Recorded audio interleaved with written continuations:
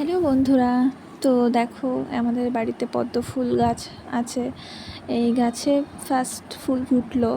তো এই ফুল ফুটেছে, খুব সুন্দর লাগছে দেখতে। আর অন্য অন্য গাছগুলো সব কুঁড়ি হয়ে আছে। এই যে যেমন একটা গাছে, এই গাছটাতে কুঁড়ি আছে, ওই যে এই দুটো হয়েছে কুঁড়ি। আর সব গাছে মোটামুটি কুঁড়ি চলে এসছে, যেহেতু বর্ষাকাল ছাড়া পদ্ম ফুল ফুটে না। তো এখন বর্ষাকাল, আর এই গাছটার ডালটা ভেঙে গিয়েছে রিসেন্ট 2 দিন ধরে খুব বৃষ্টি হচ্ছে, যেহেতু সেই বৃষ্টির জলে হয়তো ভার সামলাতে পারেনি, যাই হোক কিছু করে ভেঙে গেছে।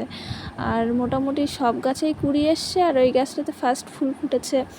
আমাদের এখানে তো সচরাচর এই পদ্ম ফুল গাছ পাওয়া যায় না, তো এটা মানে গের তুলে নিয়ে এসে তাই পুঁততে হয়। তো এটা পুরুলিয়া থেকে গের তুলে নিয়ে আসা হয়েছে, আমার দাদার বন্ধুর বাড়ি, ওখান থেকে তুলে নিয়ে আসা হয়েছে। আর এই দেখো, দুটো গাছে বাদে সব গাছে ফুল ফুটেছে।